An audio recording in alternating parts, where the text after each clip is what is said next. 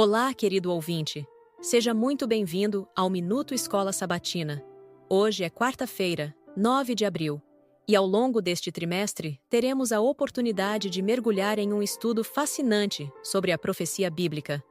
Vamos explorar os símbolos, imagens e alusões que Deus usou para revelar sua vontade e seus planos para a humanidade. O nosso tema de hoje é Lidando com a Morte. Antes de mergulharmos nesse estudo, vamos nos conectar com Deus em oração. Feche os olhos e ore comigo. Querido Pai que estás nos céus, santificado seja o teu nome. Nós te agradecemos por este novo dia, pelo teu amor e pelo privilégio de estudarmos a tua palavra. Que o teu Espírito Santo esteja conosco agora, abrindo a nossa mente e o nosso coração para entendermos a lição desta semana. Ajuda-nos a aplicar o que vamos aprender em nossa vida e a vivermos de forma que te agrade. Fala conosco, Senhor, e guia-nos em toda a verdade. Em nome de Jesus, nosso Salvador, oramos. Amém. Hoje, quero te convidar a pensar comigo sobre um tema que, embora muitas vezes evitado, é profundamente humano e essencial na jornada espiritual: a morte. Sim, eu sei. Só de ouvir essa palavra, a gente já sente um peso. Mas fique comigo, porque hoje vamos olhar para ela à luz da Bíblia e, principalmente, à luz da esperança que temos em Jesus. Viver num mundo desconectado do Criador tem muitas consequências. Mas talvez a mais dolorosa de todas seja justamente essa realidade da morte que nos ronda, que nos assusta, que tantas vezes nos faz perguntas difíceis. A Bíblia é bem direta sobre isso. O salário do pecado é a morte. Romanos 6:23. Isso quer dizer que a morte não é um acidente de percurso, nem apenas um evento biológico. Ela é o resultado de termos nos afastado da única fonte verdadeira de vida, o nosso Deus. Quando olhamos para as profecias bíblicas, a morte aparece como um elemento central. Não só porque ela é uma realidade presente na história humana, mas principalmente porque Deus, em sua infinita misericórdia, apresenta uma resposta para ela. E essa resposta tem nome: Jesus. A morte e ressurreição de Cristo são o ponto de virada em toda essa história. Ele não apenas enfrentou a morte por nós, ele venceu. E isso muda tudo. Se voltarmos ao início, lá no Gênesis, veremos que a primeira menção da morte já traz um alerta. Deus, ao orientar Adão e Eva, já deixava claro que a desobediência traria consequências. E, de fato, quando o ser humano escolheu seguir seu próprio caminho, a morte entrou no mundo. Mas veja só, mesmo nesse cenário, Deus já começou a traçar seu plano de salvação. Desde o Éden, a promessa de redenção começou a brilhar no horizonte da história. E as profecias são como sinais no caminho, nos mostrando como Deus lida com esse inimigo terrível. Cada profecia que fala da dor e da perda também aponta para a esperança. E essa esperança é sempre centrada em Jesus. Agora, ouça, atentamente, Gênesis, capítulo 2, versículos 15 a 17. O Senhor Deus colocou o homem no jardim do Éden para cuidar dele e cultivá-lo.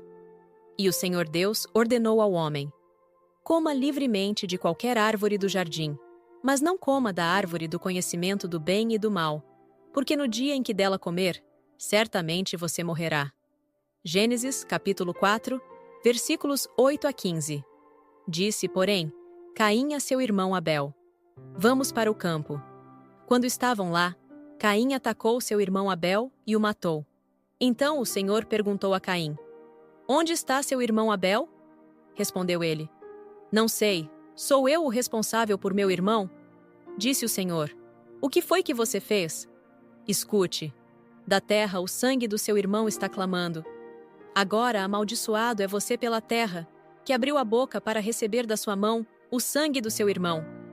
Quando você cultivar a terra, esta não lhe dará mais da sua força. Você será um fugitivo errante pelo mundo. Disse Caim ao Senhor: meu castigo é maior do que posso suportar. Hoje me expulsas desta terra, e terei que me esconder da tua face. Serei um fugitivo errante pelo mundo, e qualquer que me encontrar me matará. Mas o Senhor lhe respondeu: Não será assim.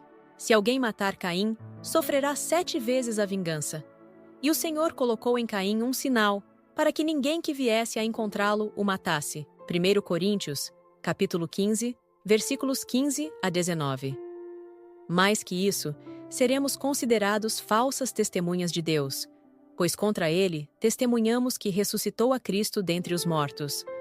Mas se de fato os mortos não ressuscitam, ele também não ressuscitou a Cristo. Pois, se os mortos não ressuscitam, nem mesmo Cristo ressuscitou.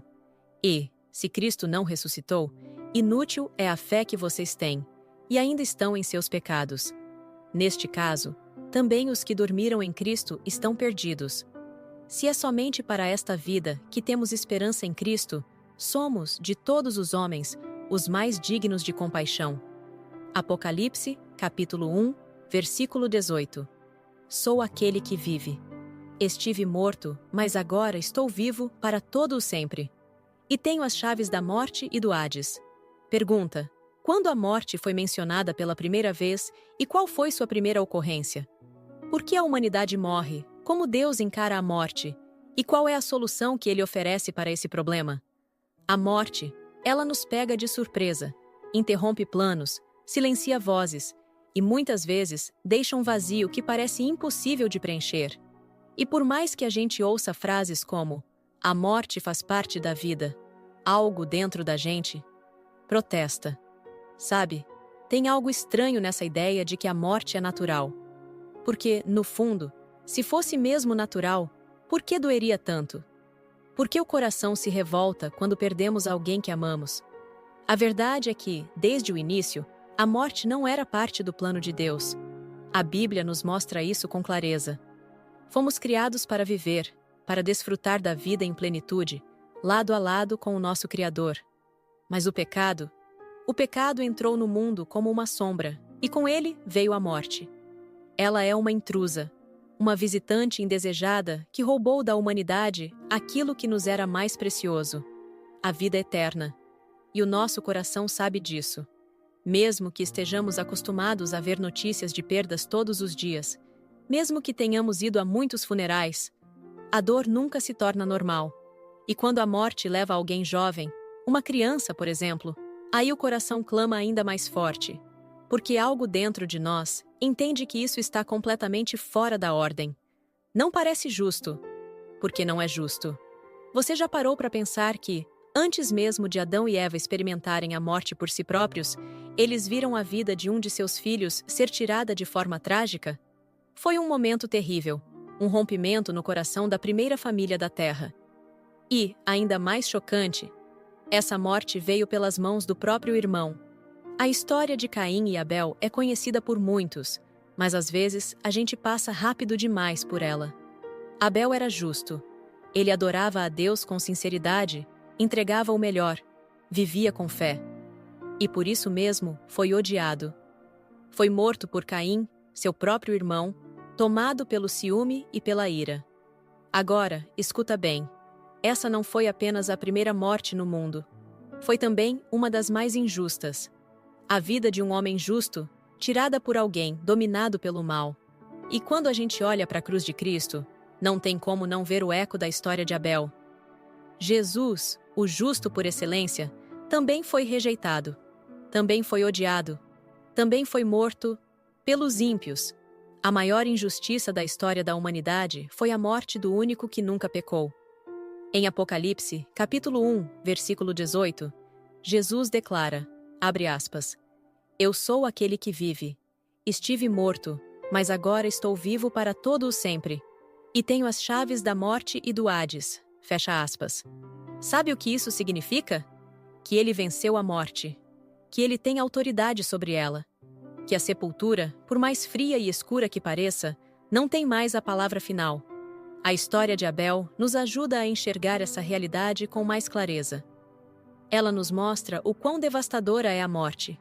E, ao mesmo tempo, prepara o palco para compreendermos por que Jesus precisava vir. Porque ele precisava morrer. E, acima de tudo, porque ele precisava ressuscitar. Hoje quero convidar você a meditar comigo em um trecho profundo e comovente do livro Patriarcas e Profetas, escrito por Ellen White, páginas 50 e 51. Esse texto fala sobre o assassinato de Abel, um dos primeiros registros de martírio por fé, e nos ajuda a entender o conflito entre Cristo e Satanás. Vamos mergulhar juntos neste trecho tão rico. Abre aspas.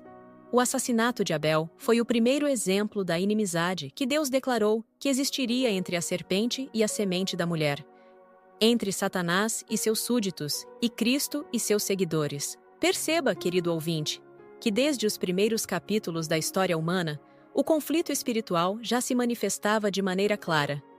Após a entrada do pecado no mundo, em Gênesis 3:15, Deus declarou guerra entre a serpente, símbolo de Satanás, e a semente da mulher, Cristo e os que nele creem. Abel, ao oferecer um sacrifício, conforme a orientação divina, demonstrou fé no plano da redenção. Já Caim, confiando em sua própria justiça, rejeitou esse plano. A diferença entre os dois irmãos não era meramente de temperamento ou personalidade, mas sim espiritual.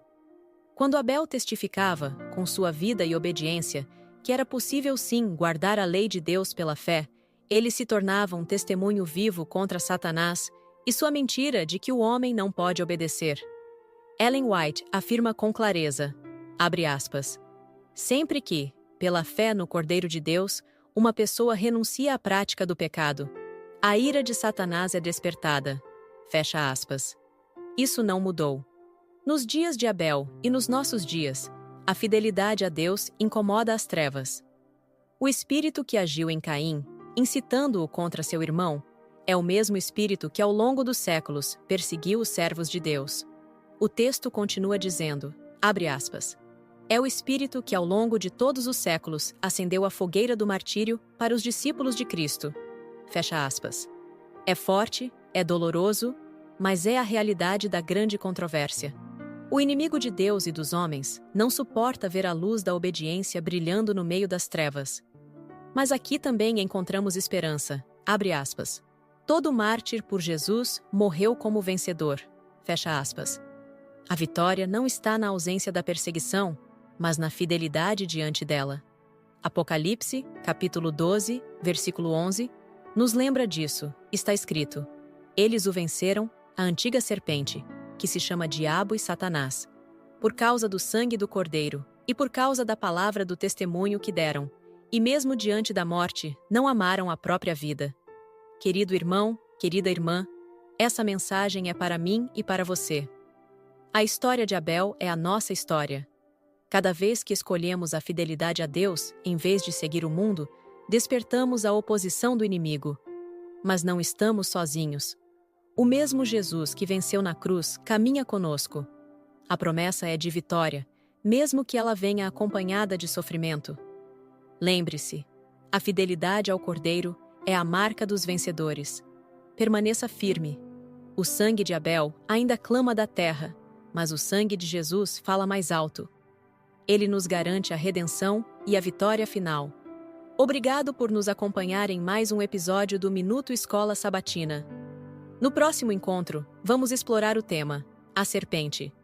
Reserve um momento especial para ouvir e refletir. Que Deus abençoe você grandemente. Até o próximo episódio. Maranata. O Senhor logo vem.